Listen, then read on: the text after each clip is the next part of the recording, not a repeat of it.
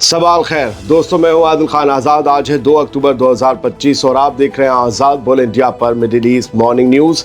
इस शो में आज आपको दिखाएंगे इसराइल ने दिया गजा छोड़ने का आखिरी अल्टीमेटम, सिटी पर बमबारी तेज और नेट्ज़ेरिम कॉरिडोर पर किया कब्जा। इसराइली नेवी का धावा, ग्लोबल समुद्र फ्लोटिला आधे रास्ते में रोका गया, ग्रेटा थनबर्ग भी गिरफ्तार। समंदर की लहरों पर अब भी गूंज रही इंसानियत की पुकार, 30 जहाज अब भी गजा से 44 नॉटिकल मील दूर। फ्लोटिला पर एक्शन के खिलाफ पूरा यूरोप सड़कों पर उतरा, इटली की बड़ी यूनियंस ने मुल्क भर में हड़ताल बुलाई।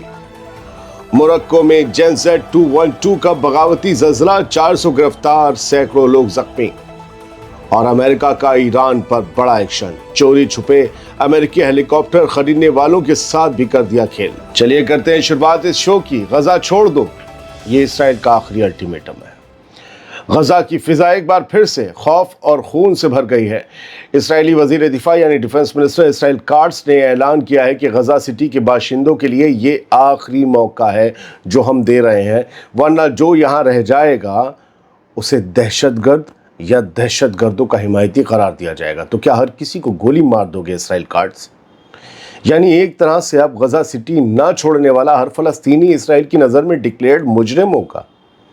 सिटी के लोगों का कहना है कि शहर पर भारी बमबारी जारी है, जबकि इसराइली फौज ने नेट्ज़ेरिम गलियारा नेट्ज़ेरिम कॉरिडोर पर कब्जा कर लिया है, जिससे गजा का शुमाल और जनूब, नॉर्थ और साउथ एक दूसरे से पूरी तरह से कट चुके हैं।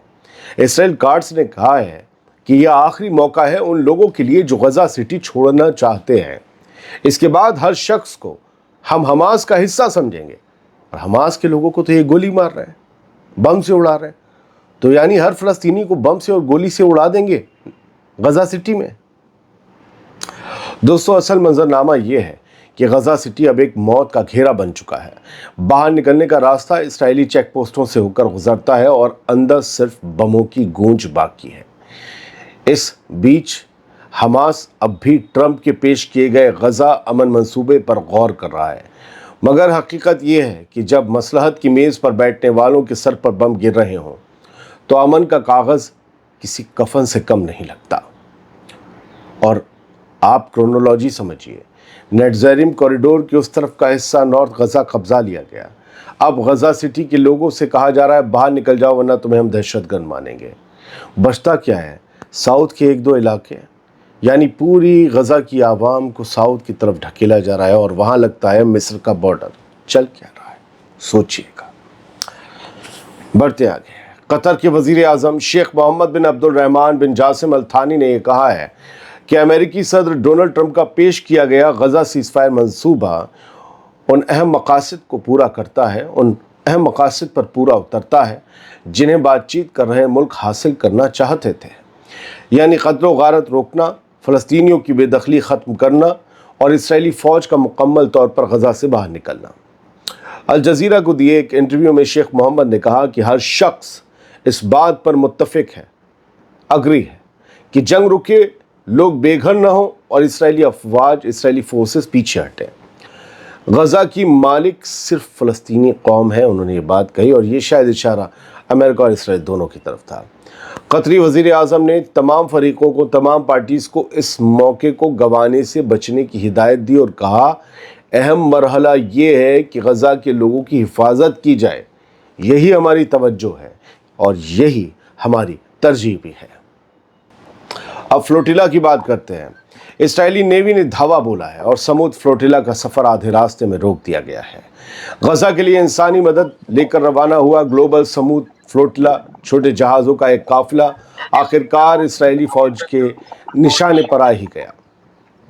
32 रोज़ से समंदरों को चीरता यह काफिला जब गजा की सरहदों के करीब पहुंचा तो इसराइली नेवी ने उसे इंटरनेशनल वाटर में ही रोक दिया। फ्लोटिला की इंतज़ामिया ने बयान दिया कि कल रात 8:30 बजे गजा के वक्त के मुताबिक हमारे कई जहाज़ जैसे अल्मा, सीरियस और अदारा इसराइली नेवी ने रोक लिए और जबरन अपने कब्ज़े में ले लिए। कई जहाज़ों से हमारा राब्ता कट चुका है, ये कहा गया फ्लोटिला की तरफ से। इसमें कई जहाज़ हैं, 45 हैं, अभी 6 या 12 जहाज़ कब्जे में लेने की बात सामने आई है। इसराइल की तरफ से भी इसकी तस्दीक आई। इसराइली फॉरेन मिनिस्ट्री ने सोशल मीडिया पर लिखा कि फ्लोटिला की कई नावों को, कई छोटे जहाज़ों को रोक लिया गया है और मुसाफिरों को इसराइली बंदरगाह पर मुंतकिल किया जा रहा है। रात भर और आज शहर तक 2 अक्टूबर की जारी रहने वाले इस ऑपरेशन में इसराइली नेवी ने कम से कम 6 जहाज़ों पर चढ़ाई की। यहाँ 6 जहाज़ की बात है। सब मुसाफिर, जिनमें सियासी और इंसानी हुकूक के सरगर्म कारकुन शामिल थे, गिरफ्तार कर लिए गए। सबसे अहम बात यह है कि स्वीडन की मशहूर कारकुन ग्रेटा थनबर्ग भी उन्हीं नावों या छोटे जहाज़ों में सवार थीं। वो भी ले जाई गईं। इसराइली वज़ारत ख़ारजा ने बाकायदा एक वीडियो जारी किया जिसमें एक सिपाही ग्रेटा थनबर्ग को उनकी चीज़ें थमाता हुआ दिख रहा है। बयान में कहा गया कि ग्रेटा और उनके साथी सलामत हैं, उन्हें इसराइली बंदरगाह ले जाया जा रहा है। दोस्तों, ये वो फ्लोटिला था या है जो गज़ा की नाकेबंदी तोड़कर इंसानी मदद पहुंचाना चाहता है, मगर इसराइल ने अपने कानूनी नेवल नाकेबंदी का हवाला देते हुए इसे रोक लिया। इसके कुछ जहाज़ों को गज़ा को मिलने वाली मदद की उम्मीद फिर अधूरी रह गई है।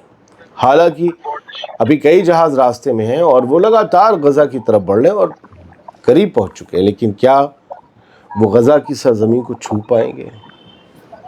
पता नहीं। इसराइल ने ग्लोबल स्मूथ फ्लोटिला को रोक तो लिया, लेकिन ये काफिला पूरा नहीं रुका। चंद जहाज ही इसराइल कब्जे में ले पाया, लेकिन एक बड़ा काफिला अब भी समंदर में है। समंदर की लहरों पर इंसानियत की पुकार अभी भी गूंज रही है। ग्लोबल स्मूथ फ्लोटिला के करीब 30 जहाज अब गज़ा से महज 44 नॉटिकल मील की दूरी पर पहुंच चुके हैं।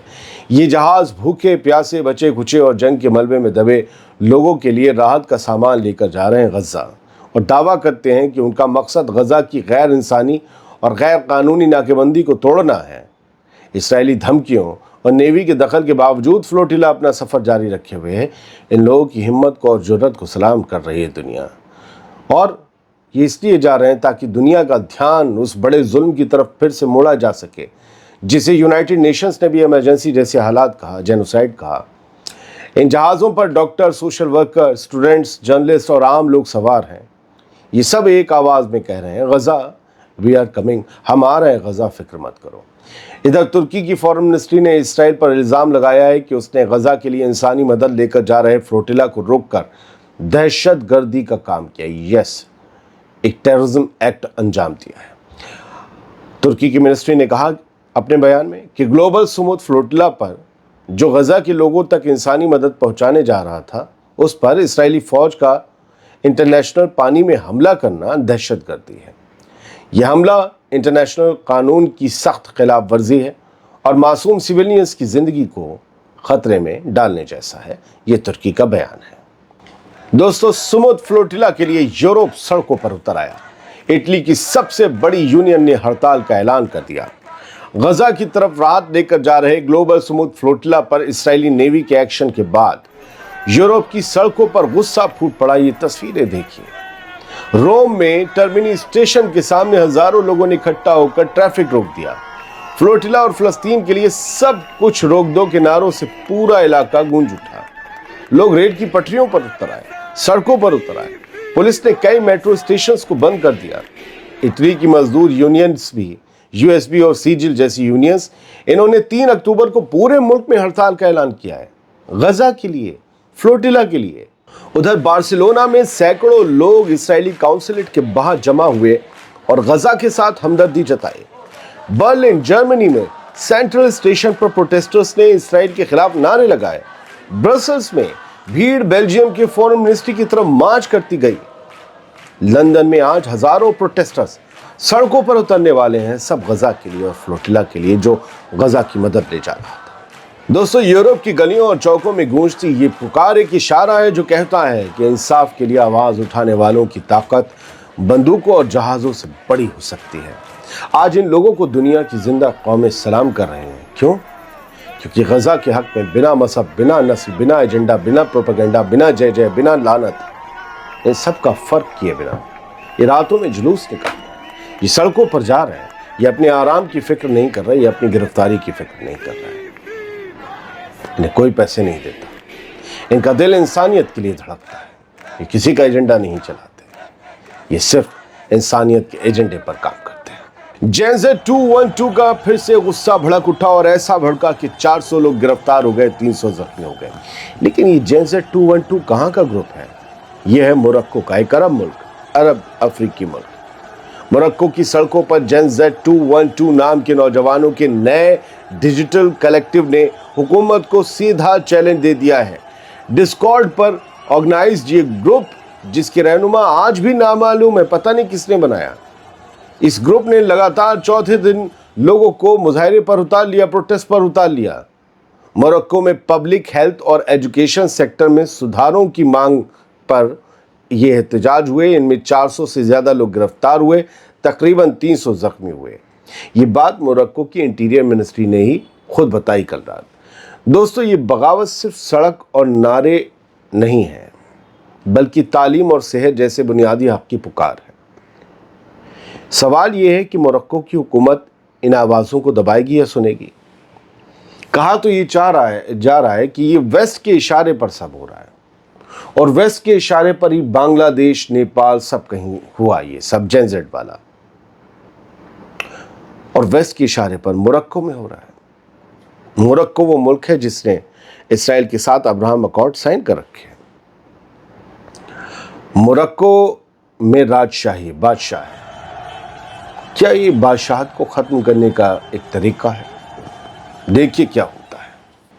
अमेरिका ने ईरान पर अब नई पाबंदियां लगा दी हैं। ट्रंप एडमिनिस्ट्रेशन ने बुध को दर्जनों कंपनियों और अफराद पर नई पाबंदियां लगाईं जो ईरान के मिसाइल और फौजी जहाज़ बनाने के काम से जुड़े हैं। मिसाइल और फौजी जहाज़ बनाने के काम से, फाइटर जेट्स। ये सजाए अमल हाल ही में ईरान पर लगाए गए यूएन के स्नैपबैक इक़दामात की हिमायत के लिए की गई है। यूनाइटेड नेशंस की इन पाबंदियों के तहत ईरान के बाहर मौजूद असेट्स फ्रीज कर दिए जाएंगे, ईरान के साथ हथियारों के सौदे रोक दिए जाएंगे, और बैलिस्टिक मिसाइल प्रोग्राम की तरक्की पर भी रोक लगा दी जाएगी। अमेरिकी ट्रेजरी डिपार्टमेंट ने बताया कि इन पाबंदियों के तहत 21 इदारों और 17 अफराद को निशाना बनाया गया है। इनमें वो नेटवर्क भी शामिल हैं जो ईरान, हांगकांग और चीन से काम करते हुए अमेरिकी टेक्नोलॉजी और इलेक्ट्रॉनिक सामान गैर कानूनी तरीके से ईरान की फौजी इंडस्ट्री तक पहुंचा रहे थे। अमेरिका का सामान ईरान की फौजी इंडस्ट्री में।